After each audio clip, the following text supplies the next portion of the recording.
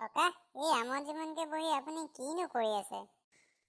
নগেন, তই ক'ৰ পৰা ওলালিহি আকৌ? এই ৰাস্তাতে গৈ থাকোঁতে আপোনাক আমাৰ জীৱনকে বহি থকা দেখিয়ে সোমাই আহিলো এফালে। বোলো কিনো হৈছে এটা খবৰটোকে লৈ যাওঁ। আহা বহ মোৰ ওচৰতে। পিছে তোৰ সিদিনা কিবা ৰিজাল্ট দিছিলে বোলে? উচ্চতৰ মাধ্যমিকৰ ফলাফল দিছিলে। কি ডিভিজন পালি?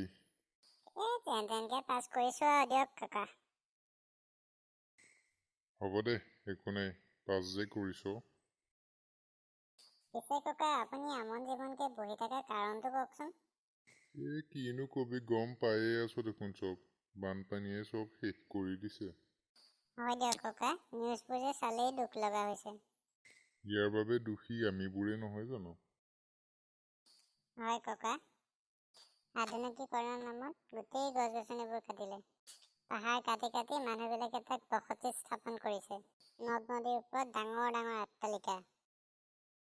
তদুপৰি আকৌ কিছুমানে চিপছৰ পেকেট, কল্ড ড্ৰিংকছ খাই কল্ড ড্ৰিংকছৰ বটল সেই নলা নৰ্দমাবোৰতহে পেলায়। সেইবোৰো বানপানীৰ এটা উৎস। নগেন, থোৰতে তই দেখোন বহুতখিনি কথাই কৈ পেলালিও। ইয়াৰ কিবা সমাধান নাই নেকি বাৰু ককা? আছে, নিশ্চয় আছে। বানপানী, ভূমিস্খলন এইবোৰ ৰোধ কৰিবলৈ পৰ্যাপ্ত পৰিমাণে গছ ৰোপণ কৰিব লাগিব। প্ৰয়োজন সাপেক্ষে ঠায়ে ঠায়ে বান্ধ নিৰ্মাণ কৰিব লাগিব। নলা নৰ্দমাবোৰ সঘনাই পৰিষ্কাৰ কৰি থাকিব লাগিব। তাৰ লগতে আমি জনসাধাৰণবোৰক সচেতনতা অৱলম্বন কৰিব লাগিব।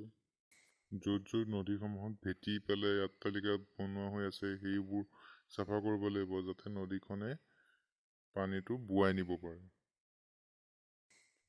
সেয়াই আৰু। নগেন, কি কৰি আছে? মাৰে অথনিৰ পৰা তোক বিচাৰি ফুৰিছে। বিপুল, দুইটাই এনেই বানপানীৰ কথাকে পাতি আছিলো আৰু। ব'ল ব'ল ঘৰলৈ যাওঁগে ব'ল, বহুত দেৰি হ'ল ইয়াতে। ব'লক ককা।